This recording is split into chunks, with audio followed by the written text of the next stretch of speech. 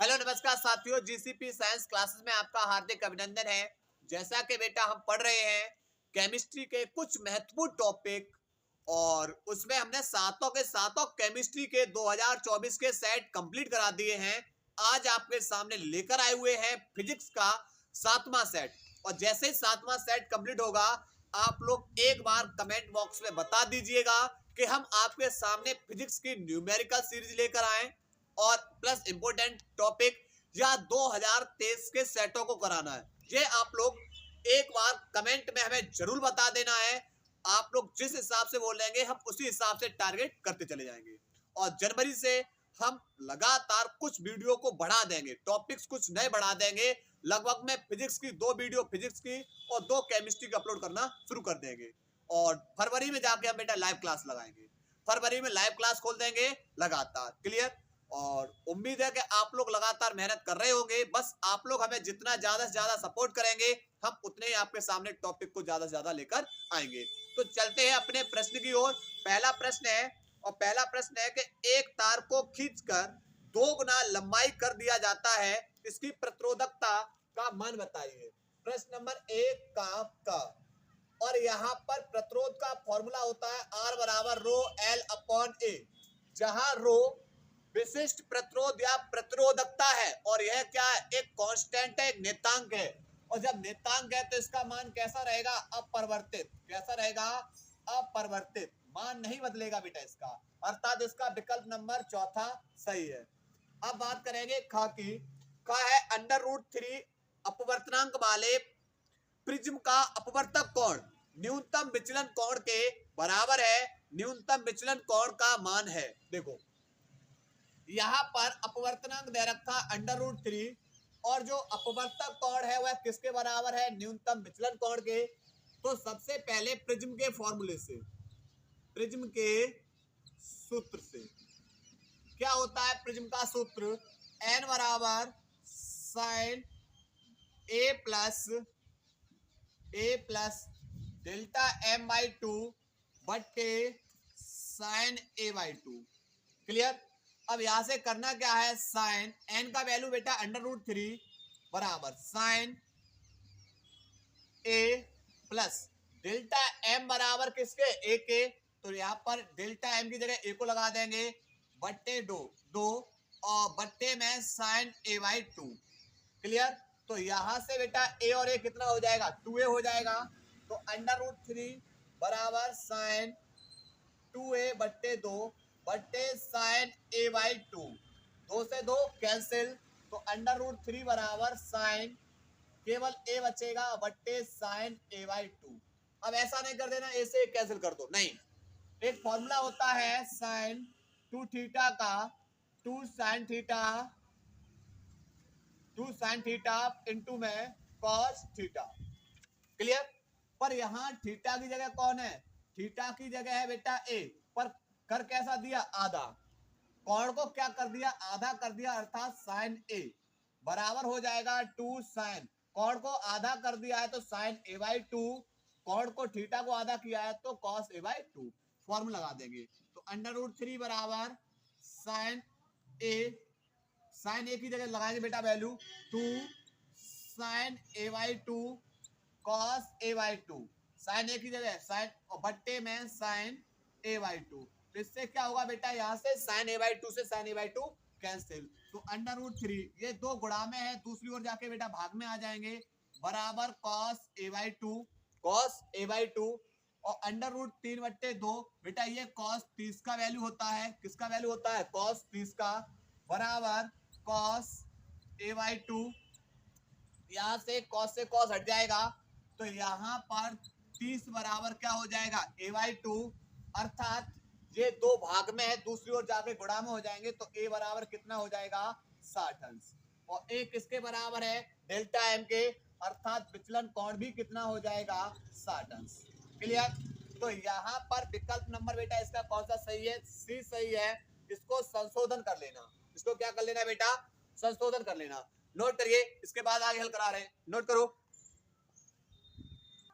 इसके बाद बेटा प्रश्न नंबर गा में बेटा प्रश्न में पूछा है अंडर रूट में L इंटू में C का मात्रक पूछा है, का इसका बेटा क्या पूछा है, मात्रक पूछा है, मात्रक, जहां L प्रेरकत्व, C क्या है, हमारी धारिता है। देखो F बराबर होता है 1/2 अंडर रूट में L इंटू में C।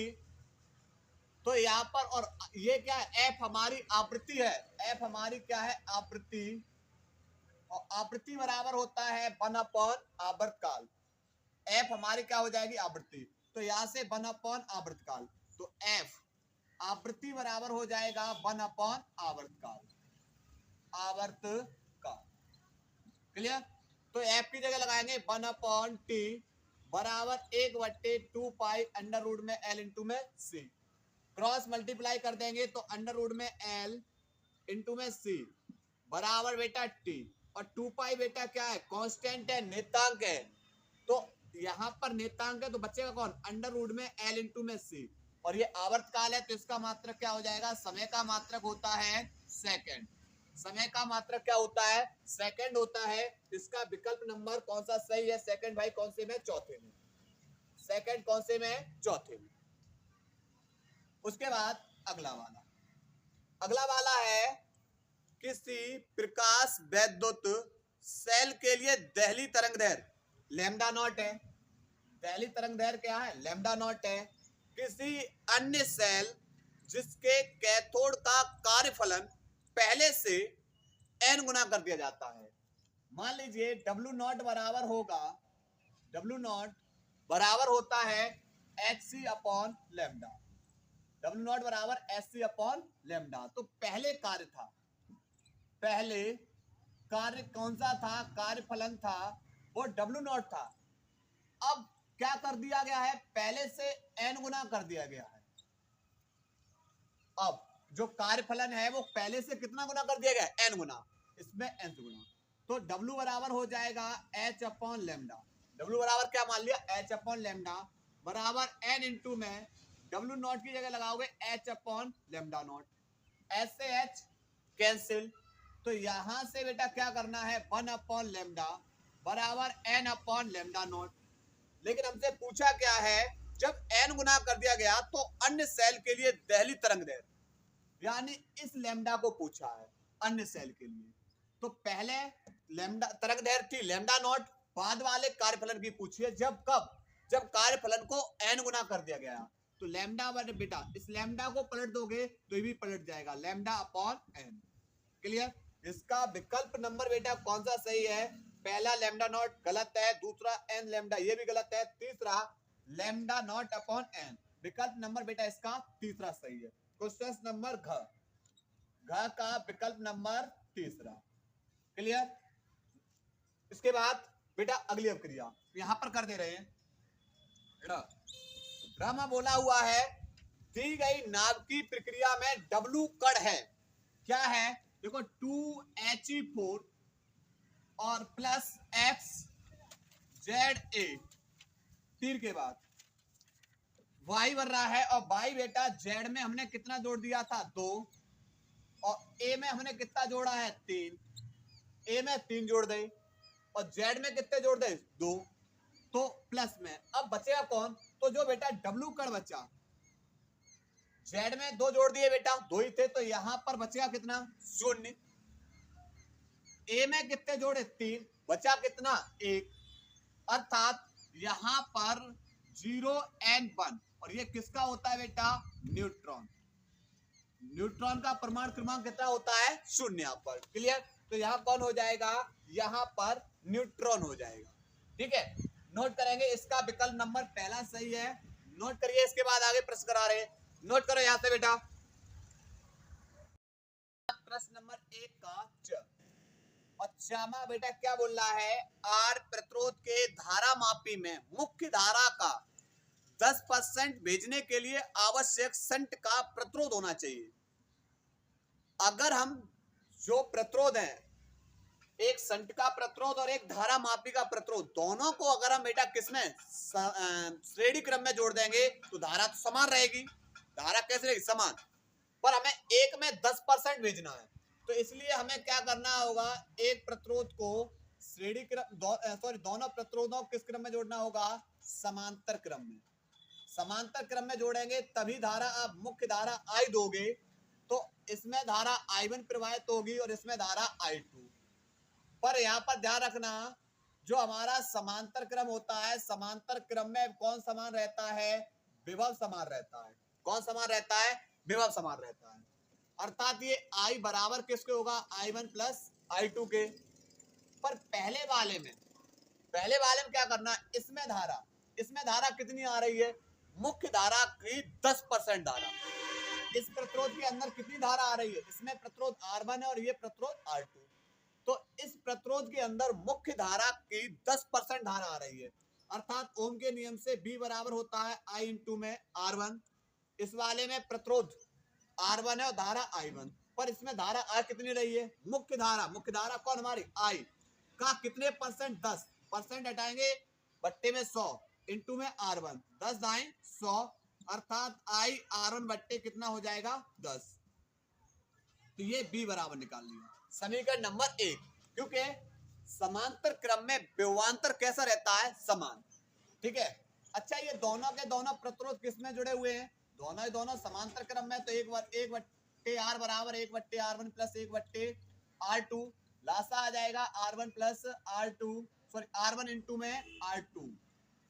लासा आ जाएगा R1 इंटू में R2। R1 से R1 कैंसिल, बचा कौन? R2। R2 से R2 कैंसिल, बचा कौन? R1। और चिन्ह को इसका लगा हुआ प्लस का, तो 1 बट्टे R। R को वैल्यू निकालना है तो R बराबर, इसको पलट देंगे, R1 इंटू में R2 बट्टे R1 प्लस R2। अच्छा, ओम के नियम से होता है B बराबर I इंटू में R, और R का वैल्यू यहाँ लगा दीजिए, तो I और R का वैल्यू R1, R2 बट्टे R1 प्लस R2। इसे समीकरण नंबर 2। अब क्या कर देना है? समीकरण 1 व 2 की तुलना करने पर, समीकरण 1 व 2 की तुलना करने पर जब तुलना करेंगे तो देखेंगे बेटा LHS बराबर है, इनकी RHS बराबर कर देंगे। तो RHS में एक I R1 बट्टे 10 बराबर, इसकी RHS में I R1 इंटू R2 बट्टे R1 प्लस R2। होगा क्या? I से I कैंसिल, तो R1 बट्टे 10 बराबर R1 इंटू में R2 बट्टे R1 प्लस R2। R1 से R1 भी कैंसिल। अब क्रॉस मल्टीप्लाई, तो 10 R2 बराबर हो जाएगा R1 प्लस R2। R2 को एक तरफ ले लो तो ये प्लस का दूसरी ओर जाके माइनस का हो जाएगा। किसका हो जाएगा? माइनस का हो जाएगा, बराबर R1। तो 10 R2 में से एक R2 गया बेटा, कितना बचेगा? 9 R2 बराबर R1। और हमें कौन निकालना है? इस वाले को, क्योंकि इसमें तो धारा का 10% धारा है, इस वाले का पूछा हुआ है। 9 गुणा में है, दूसरी ओर जाके भाग में, तो R2 बराबर R1 बाई 9। तो इसका विकल्प कौन सा सही हो जाएगा? पहला। कौन सा विकल्प सही हो जाएगा? पहला विकल्प इसका सही होगा। क्लियर? नोट करिए बेटा, इसको नोट करेंगे। इसके बाद बेटा प्रश्न नंबर दूसरा, खंड बापे आ गए बेटा, और प्रश्न नंबर दूसरे का क। खंड आ गए हम बेटा किस पे? बापे। देखो यहां पर ये एक एक नंबर के प्रश्न होते हैं। दूसरे वाले क्या है? चुंबकीय द्विध्रुव आघूर्ण का व्यंजक एवं मात्रक बताइए। चुंबकीय द्विध्रुव आघूर्ण, एक होता है बलयुग्म आघूर्ण, एक होता है बलयुग्म आघूर्ण, और यहाँ है चुंबकीय द्विध्रुव आघूर्ण, जिसका फॉर्मूला होता है m बराबर स्मॉल m इंटू में 2l। क्लियर? यह इसका व्यंजक हो जाएगा।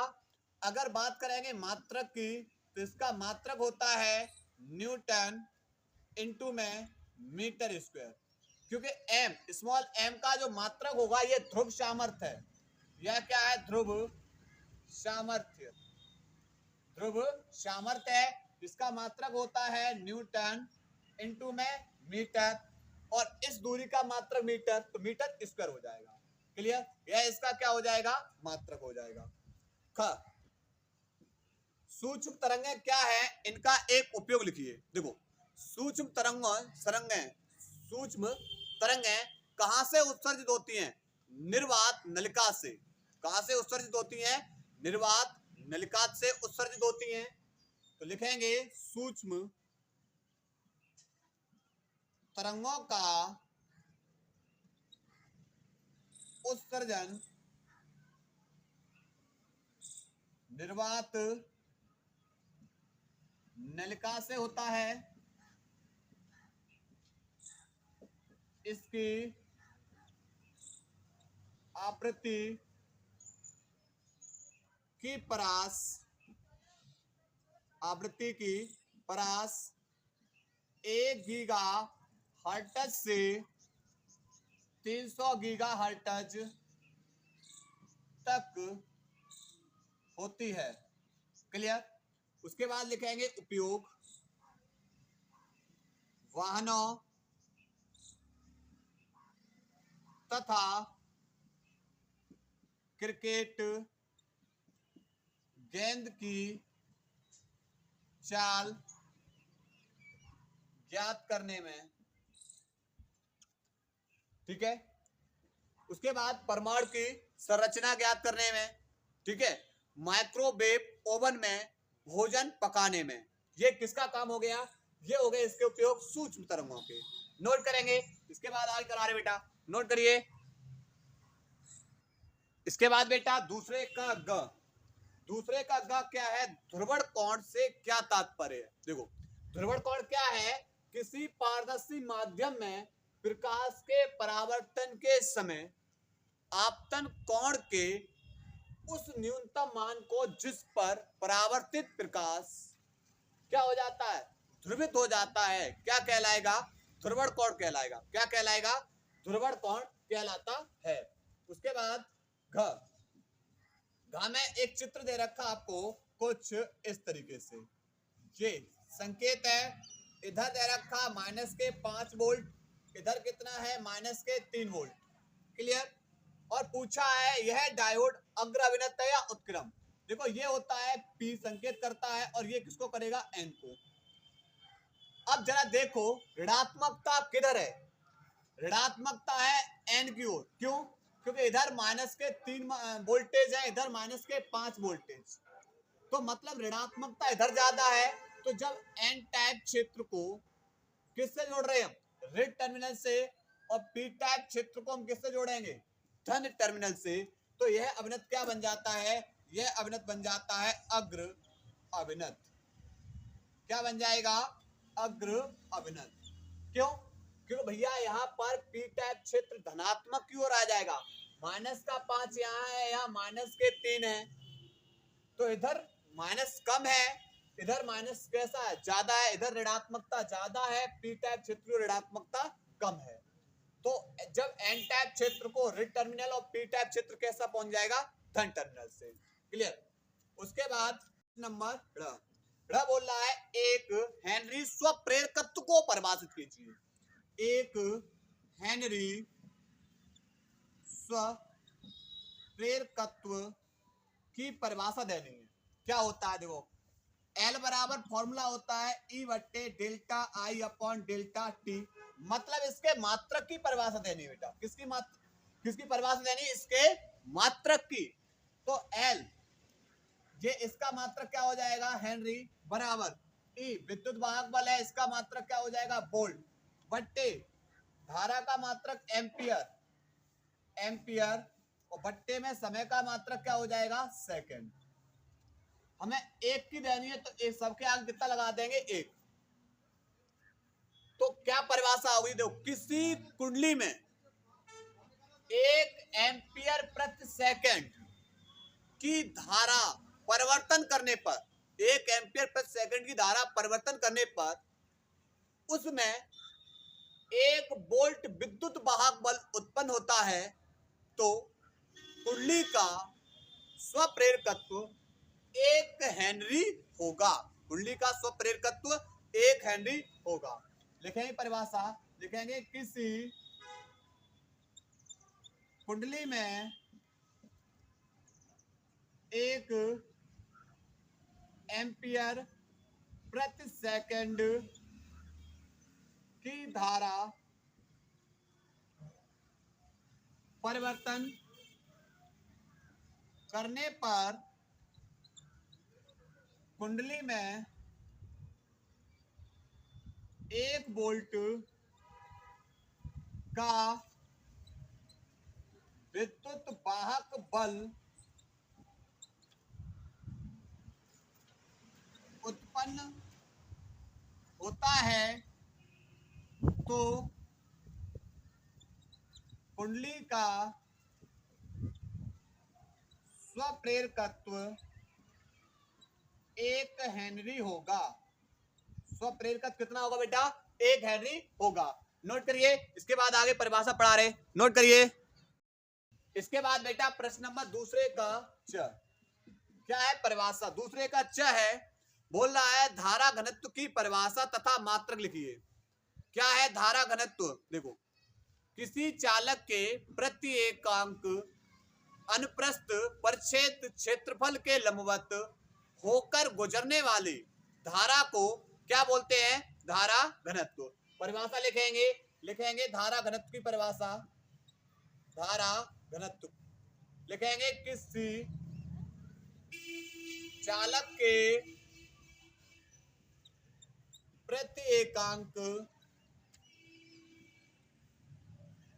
परिच्छेद क्षेत्रफल के लंबवत होकर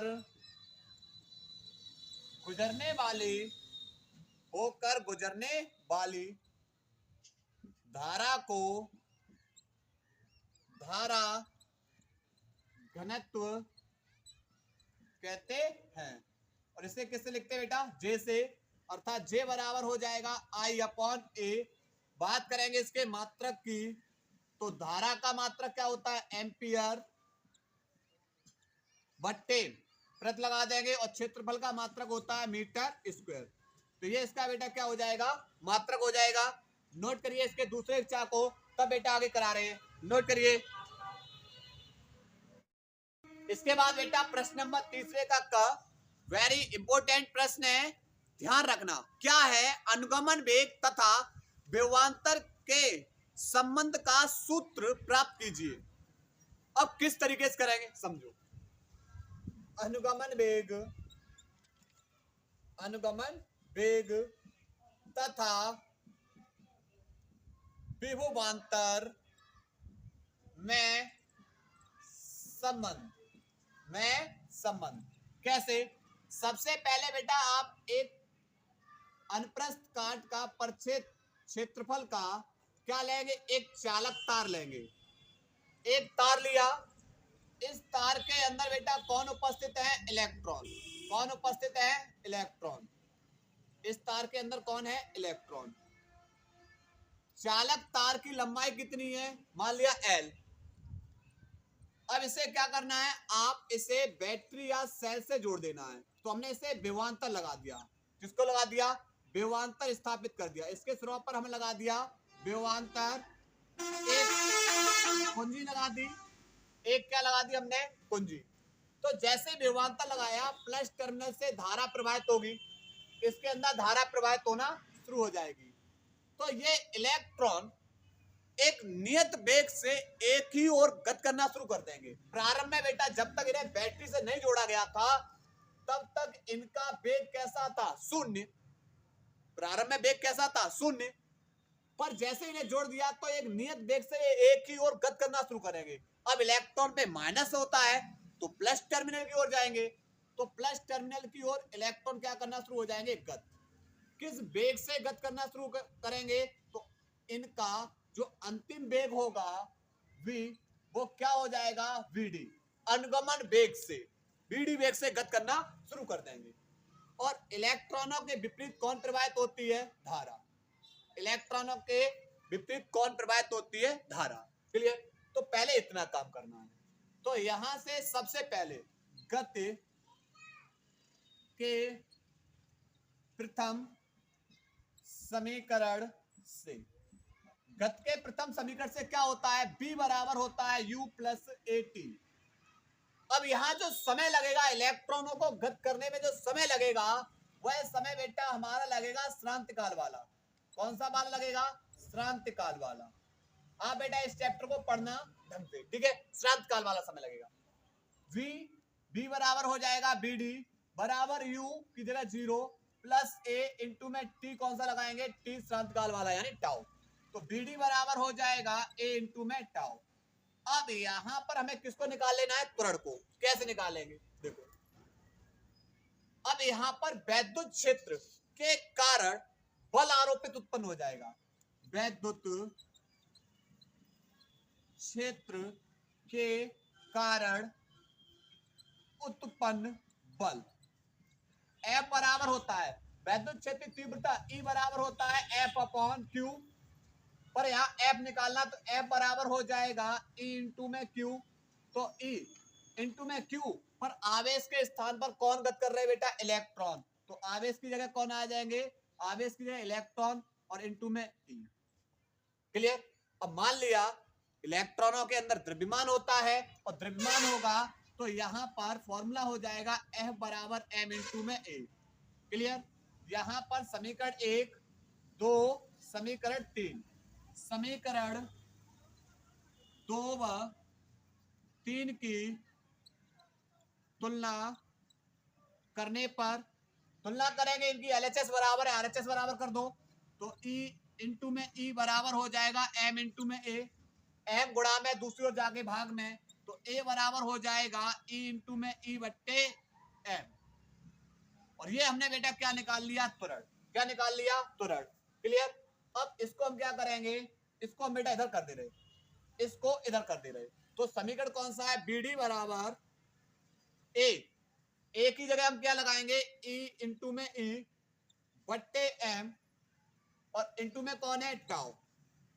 क्लियर। लेकिन वैद्युत क्षेत्र E बराबर होता है B अपॉन L। एकांक लंबाई के चालक तार पे विभवांतर को स्थापित किया है। क्लियर। तो ये विभव प्रवणता से, तो BD बराबर लगा देंगे, BD बराबर E इंटू में E की जगह किसको लगाएंगे, B अपॉन L बट्टे में M और इंटू में कौन है, टाउ। ये रहा बेटा अनुगमन वेग VD और ये रहा विभवांतर। तो क्या मिला, संबंध। संबंध मिला भाई, एक दूसरे के ये कैसे होते हैं, समानुपाती। क्लियर। एक दूसरे कैसे होते हैं, ये समानुपाती होते हैं। नोट करेंगे बेटा, यहां से नोट करिए इस सवाल को। बेटा प्रश्न नंबर तीसरे का ख, ये भी आपका वेरी इंपॉर्टेंट प्रश्न है, बोर्ड एग्जाम की दृष्टि से काफी बार पूछा गया है। समान गतिज ऊर्जा के प्रोटॉन तथा अल्फा कण से संबंध दे ब्रोगली तरंगदैर्घ्य का अनुपात ज्ञात कीजिए। देखो सबसे पहले दे ब्रोगली तरंगदैर्घ्य के लिए फॉर्मूला होता है लैम्डा बराबर h अपॉन अंडर रूट में 2km। फिर बेटा आप ये बताओगे कि यहाँ पर तरंगदैर्घ्य का उसके द्रव्यमान से क्या संबंध है। तो आप बताओगे जो तरंगदैर्घ्य है वह समानुपाती होगी, व्युत्क्रमानुपाती होती है अंडर रूट में 1 अपॉन अंडर रूट में m, उसके द्रव्यमान के, अंडर रूट में उसके द्रव्यमान के कैसी होती है, व्युत्क्रमानुपाती हो जाएगी। तो यहां पर बेटा पहला क्या है, मान लिया सबसे पहले यहां पर किसकी, प्रोटॉन की तरंगदैर्घ्य, प्रोटॉन की तरंगदैर्घ्य लैम्डा p बराबर हो जाएगा 1 अपॉन m इंटू में p अंडर रूट में। उसके बाद दूसरा है दे ब्रोगली तरंगदैर्घ्य। उसके बाद यहां पर बेटा किसकी है, अल्फा कण की तरंगदैर्घ्य। अल्फा कण की तरंगदैर्घ्य को बेटा कैसे लिखेंगे, लैम्डा अल्फा बराबर 1 अपॉन अंडर रूट में जो द्रव्यमान होगा वो किसका होगा, अल्फा कण का होगा। समीकरण 1, समीकरण नंबर 2, समीकरण 1 भागित 2 भाग करेंगे LHS और RHS में, तो लैम्डा p बट्टे लैम्डा अल्फा बराबर 1 बट्टे अंडर रूट में MP बट्टे 1 बट्टे अंडर रूट में m अल्फा, बाहर का बाहर गुणा बेटा अंदर का अंदर गुणा, तो हो जाएगा लैम्डा p बट्टे लैम्डा अल्फा बराबर m अल्फा ऊपर पहुंच जाएगा अंडर रूट में बट्टे अंडर रूट में MP। पर यहां ध्यान रखना जो प्रोटॉन का द्रव्यमान होता है उसका 4 गुना होता है अल्फा कण का द्रव्यमान। क्या बताया, प्रोटॉन के द्रव्यमान, सॉरी, जो अल्फा कण का द्रव्यमान होता है, अल्फा कण का द्रव्यमान कितना होता है, अल्फा कण बेटा एम अल्फा बराबर हो जाएगा 4 mp के, क्योंकि एक अल्फा कण का द्रव्यमान किसके बराबर होगा, 4 प्रोटॉन के अल्फा कण के। तो एम अल्फा की जगह किसको लगाएंगे, 4mp, तो लैम्डा पी बट्टे लैम्डा अल्फा बराबर अंडर रूट में एम अल्फा की जगह किसको लगाएंगे, 4m प्रोटॉन का द्रव्यमान बट्टे m इंटू में p। तो इससे क्या हो जाएगा, कैंसिल हो जाएगा, तो लैम्डा पी बट्टे लैम्डा अल्फा बराबर अंडर रूट में 2 और अंडर रूट में 4 और बट्टे 1। तो एम पी बट्टे एम अल्फा बराबर 4 कितने का वर्गमूल होता है, तो आप बताओ बेटा 2 का, और बट्टे में कौन हो जाएगा 1, अर्थात लैम्डा प्रोटॉन इंटू में लैम्डा अल्फा बराबर 2:1। क्लियर, ये हमारा क्या होगा इसका आंसर। नोट करिए, इसको नोट करेंगे। इसके बाद बेटा प्रश्न नंबर तीसरे का ग, तीसरे का ग, ठीक है। द्रव्यमान क्षति तथा बंधन ऊर्जा को परिभाषित कीजिए। यह बेटा सेट नंबर 1 के अंदर करा चुके हैं, प्रश्न नंबर तीसरा ही है। उसके बाद तीसरे का घ प्रश्न है कि किसी परपथ में बेटा धारा प्रवाहित हो रही है, वो कितनी, 5 मिली एम्पियर की। मिली एम्पियर को एम्पियर में चेंज करोगे, 10 की पावर -3 से क्या कर दोगे, गुणा, ये एम्पियर बदल जाएगी। तो उसके बाद हमें क्या है, ये परपथ दे रखा है, इसमें प्रतिरोध R का मान पूछा है। तो देखो, एक तो विभवांतर दे रखा, एक विभव दे रखा है किसके बीच में, पीएन संधि डायोड के बीच में, और एक बेटा इसे मेन परपथ से जोड़ा है। तो आपसे पूछा जाए पहले विभवांतर कितना होगा, तो विभवांतर निकालेंगे, बड़े में छोटे घटा देंगे। यहाँ पर विभवांतर है, एक का विभवांतर है, एक है विभव 1.5 में से घटा देंगे 0.5, तो इनके बीच क्या निकलाएगा, विभवांतर भाई 0.5 और 1.5 के बीच में विभवांतर कितना आएगा, यानी इनके विभवों के बीच में अंतर कितना है, तो आप बताओगे 1 वोल्ट आ जाएगा। कितना आ जाएगा, 1 वोल्ट। प्रतिरोध पूछा है, तो यहाँ पर R बराबर होगा V/I, ओम के नियम से लगा देंगे। V का वैल्यू कितना है 1 बट्टे I का वैल्यू कितना है 5 इंटू 10 की पावर -3, -3 ऊपर जाके बेटा किसके हो जाएंगे, +3, तो +3 का मतलब 1000 और बट्टे नीचे 5, कितने बार कट जाएंगे, 200 बार। R बराबर कितना आ जाएगा, 200 ओम। कितना आ जाएगा, 200 ओम। नोट करिए बेटा, इसको नोट करेंगे।